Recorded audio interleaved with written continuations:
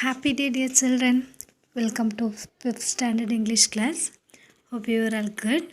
Today we are going to learn about new lesson 11, the treasure hunt.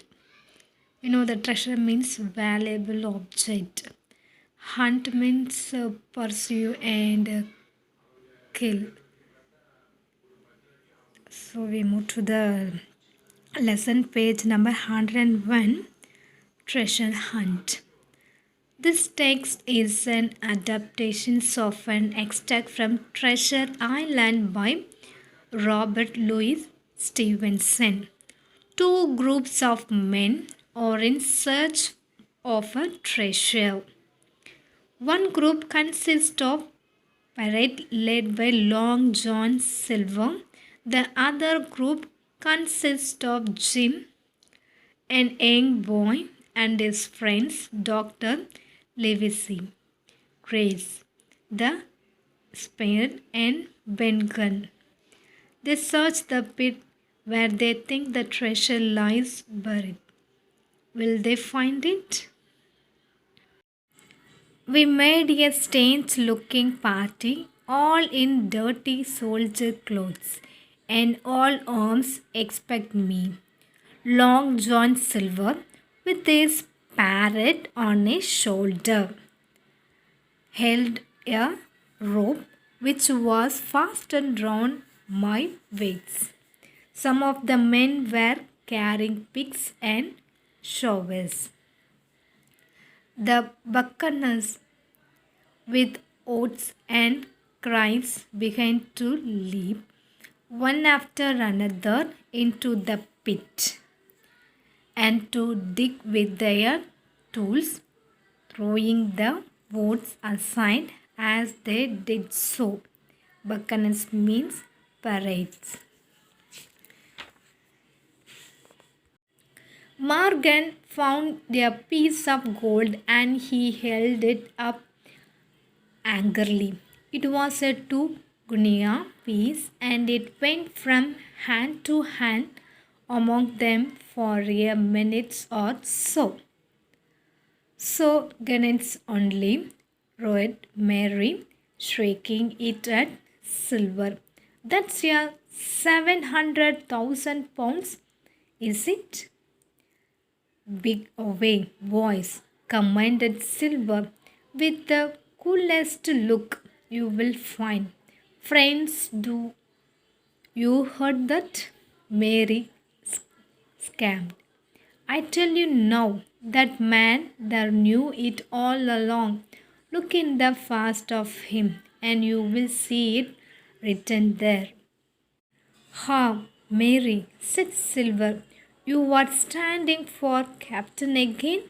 You are a pushing late, to be sure. This time everyone was entirely in Mary famous. They began to scramble out of the deep pit, casting furious glances at Long John Silver. I observed that they all got out on the opposite side from Silver. Well, there was stood Silver and I on one side and the pirate on the other side with the pit between us. Silver never moved. He watched them very upright on his skirts and looked as cool as ever I saw him. He was brave and no mistake. That means without doubt. Jim, he whispered, take that and be ready for trouble. He handed me the musket. That means rifle like gun. At last Mary said, mates, there is 2 of them along there. One's the old cripple with the crutch. It was his idea. He has brought us here. The other's only a boy. I want him now, friends. He raised his arm to stood. Just then crack, crack, crack. 3 gunshots came from behind. Mary fell. The pirate with the baggage fell on his side. The other 3 buccaneers turned and ran as fast as they could. At the same moment, Dr. Livesey, Gray, and Ben Gunn joined us, coming from the woods. Forward, cried the doctor. Double quick, my lads. We must stop them from getting back to their woods. But we did not have a hurry. In a more open part of the pleasure, we could see the three pirates still running in the same direction as they had started, right for Mast Hill. They had no way of escaping. We sat down for a rest. Dr. Livesey sent Gray back for one of the pickets deserted by the buccaneers in their flight. Then, as we proceeded leisurely downhill to where the boats were lying, he relates in a few words what had happened to the treasure.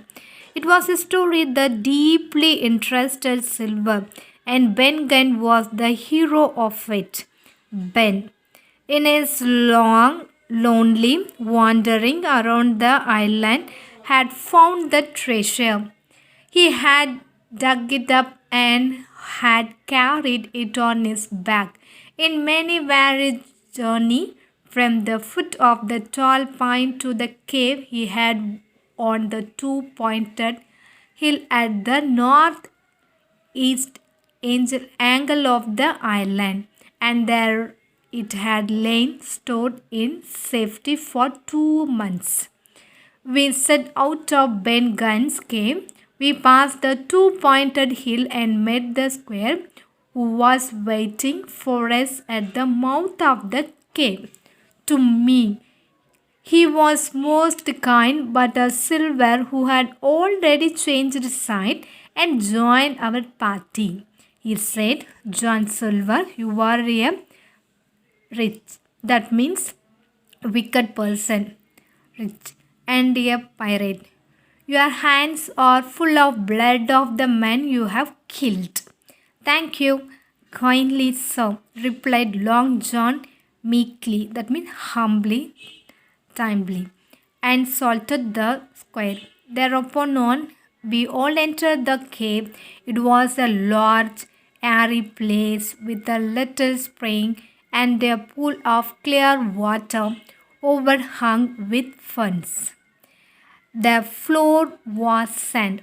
In the far corner, only darkly flickered over, that means faintly lit by the blaze. I beheld great heaps of coins and bars of gold. Okay, children, I hope you understand this lesson. Thank you, children. Have a nice day.